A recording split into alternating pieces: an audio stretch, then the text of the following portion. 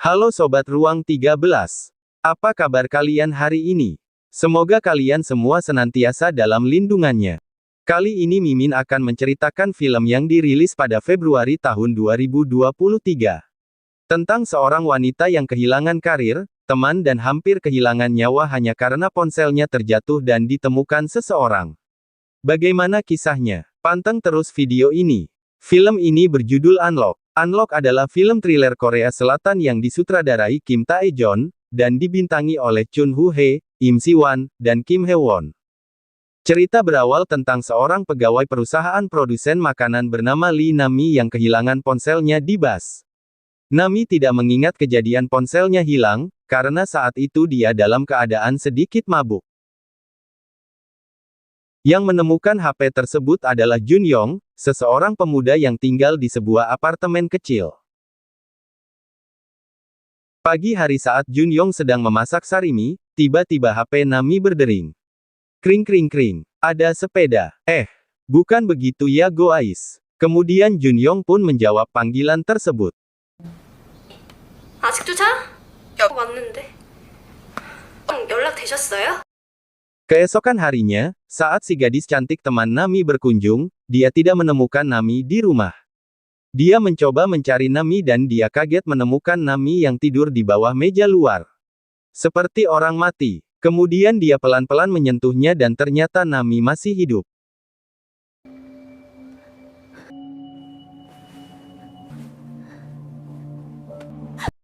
Kembali ke Jun Yong. Ketika menemukan ponsel Nami, dia terlebih dahulu mencari akun media sosial untuk mengetahui seluk-beluk dari wanita tersebut. Saat Nami mengetahui jika ponselnya hilang, dia mencoba mencari benda tersebut. Namun tidak menemukannya.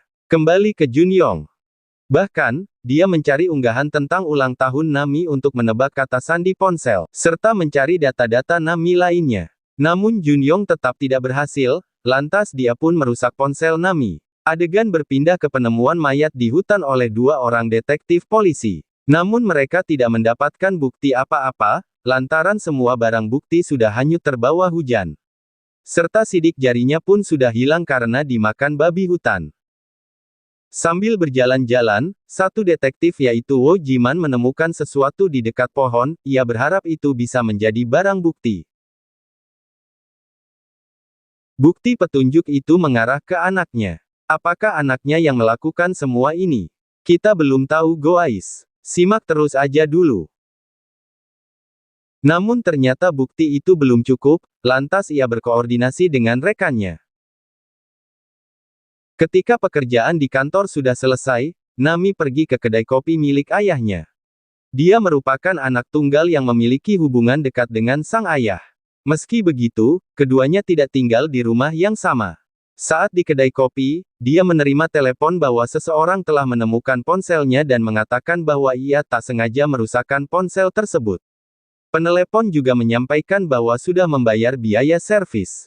Maka dari itu, dia meminta Nami untuk langsung ke tempat perbaikan ponsel.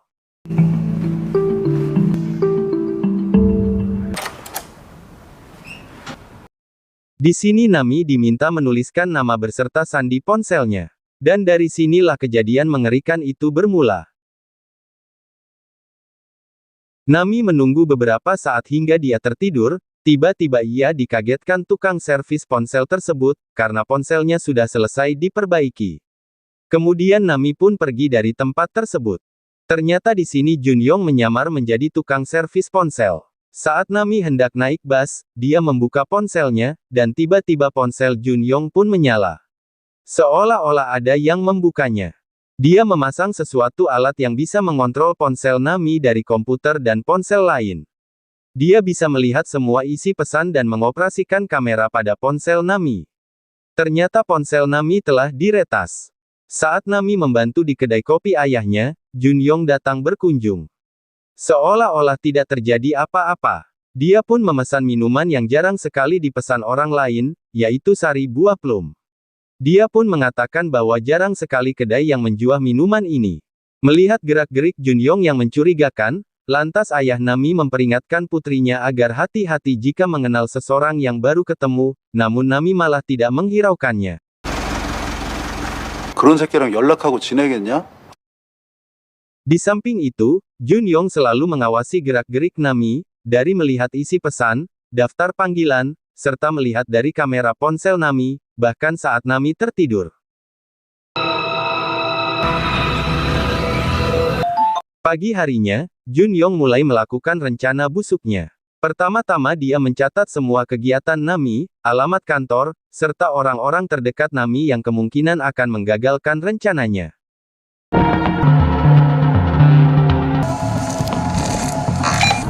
Padahal saat ini karir Nami sedang naik daun. Dan atasan pun mulai menyukai kinerjanya. Bos Nami akan menaikkan gajinya jika kinerja Nami seperti ini terus. Teman-teman kantor Nami pun ikut senang atas keberhasilan Nami. Namun ia tidak tahu bahwa ada seseorang yang sedang mengawasi lewat ponselnya. 그렇게 할게요. Detektif Jiman yang sedang makan bersama istri, tiba-tiba sang istri menanyakan kabar anaknya yang sudah lama tidak kembali ke rumah. Jiman pun menjawab akan menghubunginya jika dia menemukan putranya dan dia juga mengatakan akan terus mencari keberadaan putranya. Di sini detektif Jiman belum mengetahui jika putranya sudah meninggal.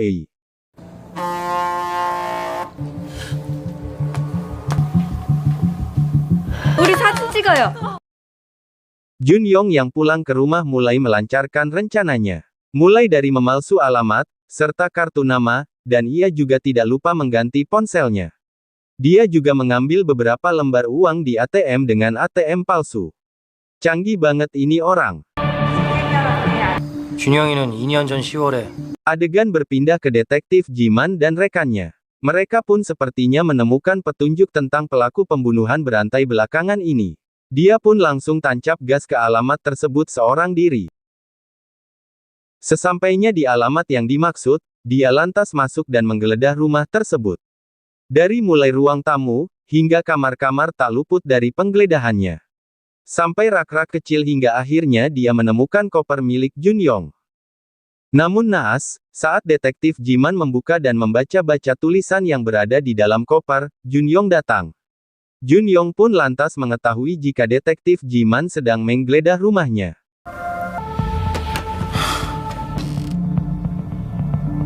Junyong pun mengambil gambar sang detektif dan mulai mempermainkannya dengan mengirim pesan gambar kepada detektif.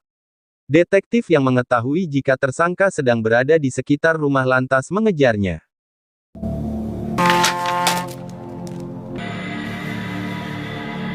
Ketika pengejaran, detektif mencoba menelpon nomor si pengirim dan mengikuti arah suara ponsel berdering. Setelah sampai ternyata itu hanya sebuah ponsel yang jika dikirim pesan akan membalas otomatis dengan mengambil gambar. Benar-benar jenius si Junyong ini. Adegan berpindah ke kedai kopi milik ayah Nami. Junyong yang tiba membawa koper memesan kembali minuman sari buah plum. Di sana terdapat Nami yang sedang menunggu pesanan. Diketahui bahwa Nami memesan sebuah kaset DVD musik. Dan karena ponsel Nami sudah diretas oleh Junyong, Junyong pun mengetahui apa saja yang diinginkan oleh Nami. Seolah-olah seperti kebetulan, tetapi sebenarnya sudah direncanakan oleh si Junyong. Tidak lupa dia memberikan sebuah kartu nama kepada Nami. 이거 저한테 파시면 이거 Ayah Nami kembali mengingatkan anaknya. Hati-hati jika bergaul dengan orang yang baru dikenal. Ayah Nami melihat Junyong bukan orang baik. Insting seorang ayah memang tidak bisa dibohongi ya guys. Nami di sini masih tetap tidak menghiraukan nasihat ayahnya. Ayahnya mengatakan kalau ini bukan sesuatu yang kebetulan. Namun karena Nami sudah biasa jauh dengan ayahnya, dia pun mengatakan aku akan baik-baik saja. 아니 그러니까 거 아니야. 조심해. Setelah sampai kamar, tiba-tiba Nami dikagetkan oleh seseorang yang mengetok pintu depan. Nami pun mulai waspada dan siap-siap mengeluarkan pisau kecilnya. Orang itu tiba-tiba memencet sandi pintu rumah Nami dan pintu berhasil terbuka sedikit, lalu orang tersebut mengeluarkan ponsel lewat celah pintu dan memotret Nami. Ternyata orang itu adalah si gadis cantik teman Nami. Hanya dia dan Nami yang mengetahui sandi pintu rumah Nami. Mereka berdua pun mengobrol di luar sambil minum bir. Gadis cantik mengatakan bahwa dia tidak diterima kerja dan izin untuk tinggal di rumah Nami untuk sementara waktu.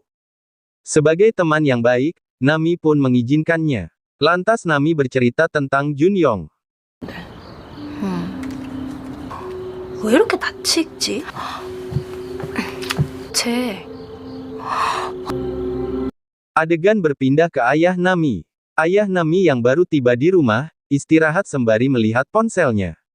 Ternyata ada pesan dari Nami. Pesan itu mengatakan untuk mendownload sebuah aplikasi. Lantas dengan sedikit rasa curiga, ayah Nami pun mendownloadnya. Diketahui ternyata bukan Nami yang mengirim pesan, melainkan Junyong. Setelah berhasil meretas ponsel ayah Nami, Junyong pun memasang perangkap berupa paket agar ayah Nami keluar dari rumahnya. Setelah ayah Nami keluar, Junyong pun memukulnya hingga pingsan.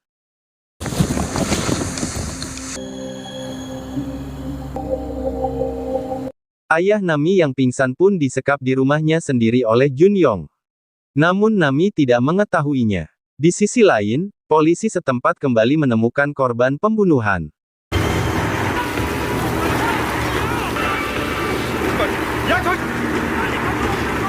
Keesokan harinya, saat Nami terbangun dan melihat ponselnya, ia pun kaget bukan kepalang karena melihat jam pada ponsel sudah menunjukkan pukul 11 siang. Tanpa mandi dan cuci muka, dia pun bergegas mencari taksi dan menuju ke kantornya. Saat di taksi Nami mulai merasa janggal, kenapa alarm ponselnya bisa mati. Selain itu, dia terkejut ketika membuka sosial medianya. Akunnya telah diretas orang. Semua caption sosial medianya diganti, seolah-olah ia bekerja di perusahaan yang sangat buruk. Saat Nami sampai di kantor, semua teman-teman memandangnya dengan tatapan sinis. Atasan yang sudah frustasi pun memaki-makinya. Ia mencoba menjelaskan bahwa ponselnya diretas seseorang. Dan bukan dia yang mengunggah foto tersebut. Namun atasan sudah tidak mau mendengarkannya. Hingga akhirnya dia pun diusir dari kantornya. Semua itu adalah ulah si peretas Junyong. Dia sengaja melakukan itu semua untuk menghancurkan karir Nami, dan membuatnya menderita. Nami hanya bisa menangis di tengah jalan. Tiba-tiba ia bertemu dengan sahabatnya, si gadis cantik. Lantas dia pun menceritakan semua yang ia alami. Gadis cantik menyarankan untuk lapor polisi. Setelah sampai di kantor polisi, gadis cantik mencoba menceritakan masalah yang Nami alami kepada polisi. Namun dikarenakan kurangnya bukti, polisi pun tidak bisa berbuat apa-apa. Nami yang mulai kesal pun langsung mengajak si gadis cantik pergi dari tempat tersebut. 오늘 카페는 쉬는 걸로 할게요. Beralih ke Junyong, dia masih mengikat ayah Nami dan mulai mengintimidasinya. Dia mengatakan bahwa saat ini Nami sudah masuk perangkapnya. Dan tinggal menunggu waktu untuk mengeksekusinya. Dia juga menunjukkan video Nami di sebuah laptop, dan mengatakan kalau ponsel Nami sudah ia retas. 뭘 샀는지, 뭘 원하는지 읽을 수 있고 누구든 될 수 있는데 근데 Kembali ke Nami dan si gadis cantik. Setelah dari kantor polisi, mereka mampir ke kedai ayah Nami. Di sini Nami masih penasaran siapa yang meretas ponselnya. Hingga dia teringat kepada kartu nama yang diberikan Junyong. Di sana tertulis bahwa Junyong bekerja di sebuah perusahaan teknik digital. Lantas Nami pun menghubunginya. Tak lama kemudian, Junyong pun tiba. Dia pura-pura mengecek ponsel Nami. Dia mengatakan bahwa ponselnya tidak ada yang meretas. Dia malah mengatakan bahwa ada seseorang yang sengaja mengunggah foto dengan ponselnya. 그거 볼 수 있고요. 이거 문제 정말 그거 설치한 사람 알 수 있으세요? 이게 쉽지 않을 것 같은데요. 남희 씨 폰으로 사진 Saat Junyong berpamitan, dia meminta Nami untuk mengantarkannya di depan. Karena dia ingin membicarakan sesuatu dengan Nami. 네? 집 아니고요? Sesampainya di depan, Junyong bertanya kepada Nami. Siapa yang tinggal denganmu saat ini? Junyong berkata tidak mungkin ada yang meretas ponselmu, karena ponsel selalu ada di dekatmu. Kecuali jika kamu tidak tinggal sendiri di rumah. Ini adalah rencana Junyong untuk menyingkirkan teman dekat Nami, si gadis cantik. Junyong mencoba meyakinkan Nami jika si gadis cantiklah yang melakukannya. Setelah Nami kembali ke kedai, Nami lantas bertanya kepada si gadis cantik. Apakah kamu yang mengunggah foto tersebut? Gadis cantik pun menjawab, untuk apa aku melakukan seperti itu? Kau adalah sahabatku, tidak mungkin aku melakukannya. Lantas si gadis cantik bertanya, apakah Junyong yang mengatakan seperti itu, kamu lebih percaya kepadanya ketimbang sahabatmu sendiri? Karena dipaksa, gadis cantik pun mengakuinya walaupun bukan dia yang melakukannya. Jika yang mengunggah foto itu adalah dirinya. Lantas gadis cantik pun pergi meninggalkan kedai itu sambil menangis. Di tempat lain, polisi kembali menemukan mayat korban pembunuhan dengan motif yang sama seperti pembunuhan sebelumnya. Lantas detektif Jiman menemukan bukti yang mengarah ke apartemen Junyong yang digunakan sebagai tempat servis ponsel. Detektif Jiman dan rekannya pun langsung menuju ke tempat itu. Sesampainya di sana, Junyong sudah mengosongkan ruangan itu dan hanya meninggalkan tempelan kertas para pelanggan servis ponsel. Detektif Jiman dan rekannya pun sedikit frustasi. Nami masih berada di kedai ayahnya sambil menangis. Karena kesal, dia pun melempar ponselnya hingga rusak. Di sini ia mulai sadar jika ponselnya memang diretas seseorang. Kembali ke detektif Jiman dan rekannya, mereka memunguti kertas berwarna kuning yang ditempel oleh tersangka. Kertas itu bisa dijadikan petunjuk, karena korban pembunuhan sebelumnya sesuai dengan beberapa nama di kertas. Tidak lama berselang, Nami datang bersama 2 orang polisi setempat. 좀 있어서. Setelah beberapa penjelasan detektif, Nami pun akhirnya mengetahui siapa yang meretas ponselnya. Kemudian dia mencoba menelpon nomor yang ada pada kartu nama Junyong. Benar saja, Junyong tidak pernah bekerja di perusahaan tersebut. Selanjutnya, Nami dan para detektif pun mencoba menjebak Junyong. Di sini detektif Jiman masih menganggap anaknya terlibat dalam pembunuhan berantai ini. 이상한 거 찍어서 엠범. 그 새끼도 아까 물어봤어요. Karena Nami merasa akan menjadi korban selanjutnya, Nami pun meminta kedua detektif untuk melindunginya. 그냥 기다리라고요? 다 제자리 돌려놔야지. 겁니다. 그러니까 Misi penjebakan pun dimulai.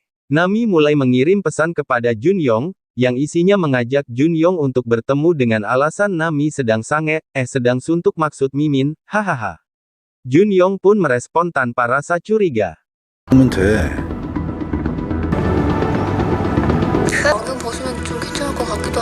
Setelah sampai rumah, Nami pun menyiapkan makanan dan anggur wine. Dia tidak lupa berdandan cantik, bak bertemu dengan seorang pacar.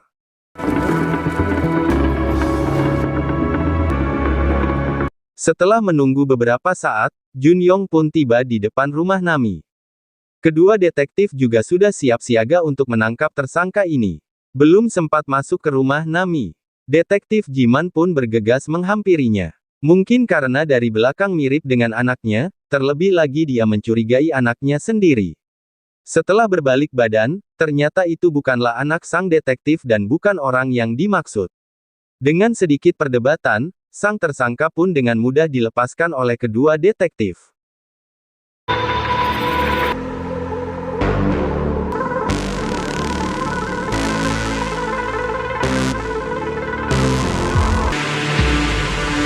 Misi penangkapan pun gagal. Setelah itu, Nami pun memanggil kedua detektif agar naik ke rumahnya. Dia mengatakan bahwa Junyong tidak jadi datang hari ini, tapi pekan depan. Kedua detektif pun tidak bisa di rumah Nami sampai pekan depan, karena banyak tugas yang harus diselesaikan. Lantas, detektif meminta Nami untuk berpindah ke tempat yang lebih aman, dan mengganti ponselnya. Berpikir di rumah ayahnya aman, Nami pun meminta kedua detektif untuk mengantarkannya ke rumah ayahnya. 현장에 물 뿌렸냐? 내가 잡는다고. Sambil menunggu Nami mengganti ponsel, detektif Jiman ditelepon oleh atasannya. Dia diminta untuk ke kantor segera. Mungkin sang atasan mengetahui bahwa pembunuhan ini ada hubungannya dengan putranya. 어쩔 수 없죠.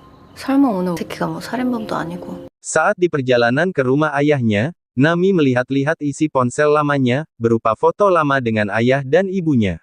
Sesampainya di rumah, detektif memberikan kartu namanya kepada Nami, dan jika terjadi sesuatu bisa menghubungi saya. Nami pun memberi isyarat dengan menulis di kartu nama tersebut.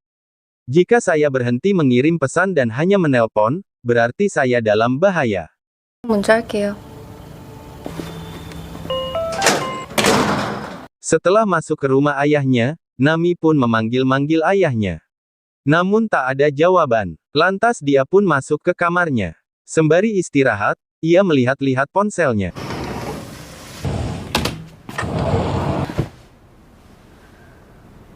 Ternyata ponselnya yang baru pun tak luput dari retasan tersangka. Lantas Nami pun kembali mencari ayahnya dengan membawa pentungan. Sepertinya ia menyadari jika Junyong ada di rumah ini.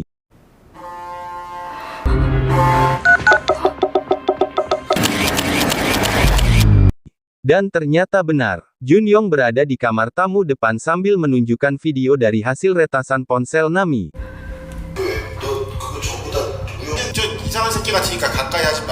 Saat Nami akan memukul Junyong dengan pentungan, Junyong berkata, "Jika kamu berani macam-macam, aku akan membunuhnya." Sambil menunjukkan video ayahnya yang sudah terikat. Nami pun akhirnya pasrah karena nyawa ayahnya ada di tangan Junyong. Nami pun kembali menghubungi detektif. Detektif paham apa maksud dari Nami hanya menelpon. Akhirnya kedua detektif itu pun lantas memutar arah kembali ke rumah ayah Nami. 말 같지도 않은 소리를 하고 있어. Junyong pun akhirnya mengambil ponsel Nami, agar tidak bisa menghubungi siapa-siapa. Namun Junyong tidak tahu kalau Nami sudah menghubungi detektif. Nami pun lantas bertanya di mana ayahku.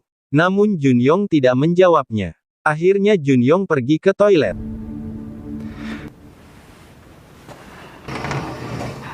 Nami yang penasaran mengikuti Junyong. Sesampainya di depan pintu toilet, Nami melihat ayahnya yang diikat lalu dimasukkan ke bathtub.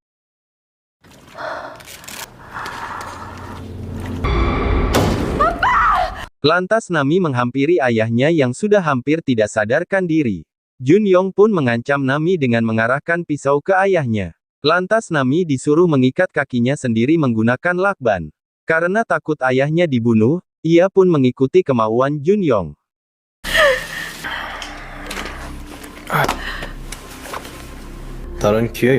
Karena Junyong licik, ia pun tidak melepaskan ayahnya.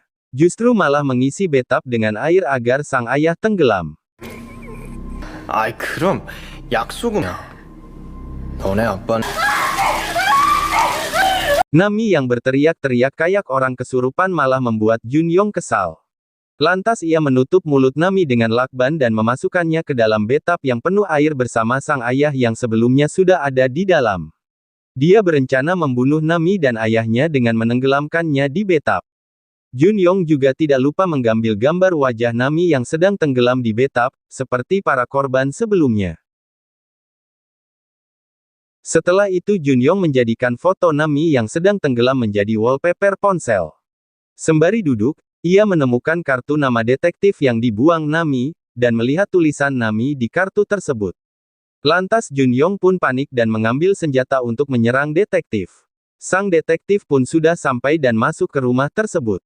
Ia pun tak bisa berkutik karena pistol detektif Jiman sudah mengarah ke kepalanya. Junyong pun diseret dan diborgol oleh detektif Jiman. Jiman sempat tertipu karena Junyong memanggilnya ayah, namun akhirnya Junyong mengaku kalau dia bukanlah anaknya. Detektif Jiman pun semakin murka dan kembali memukuli Junyong hingga babak belur.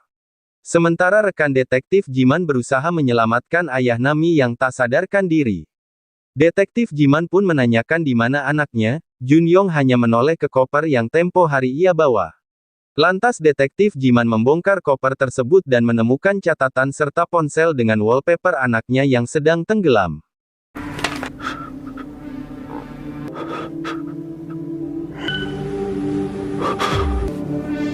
Detektif pun semakin murka karena mengetahui anaknya sudah tiada. Lantas sang detektif mengarahkan pistolnya ke kepala Junyong dan ingin membunuhnya. Sementara Nami yang mengetahui ayahnya tak sadarkan diri juga murka besar. Nami mengambil pistol rekan detektif Jiman dan mendatangi Junyong. Junyong pun ketakutan melihat Nami yang memegang pistol dan mengarahkan kepadanya. Tanpa pikir panjang, Nami pun melepaskan timah panas ke dada Junyong.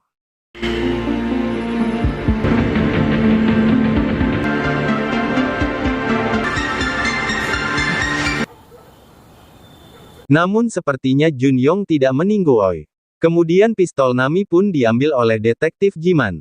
Nami pun menoleh ke arah ayahnya, ternyata sang ayah masih hidup dan sudah kembali sadar. Nami pun menghampiri ayahnya dan memeluknya sambil menangis. Akhirnya polisi dan ambulan pun tiba. Nami ditandu ke ambulan untuk dibawa ke rumah sakit dan Junyong ditangkap beserta semua barang buktinya.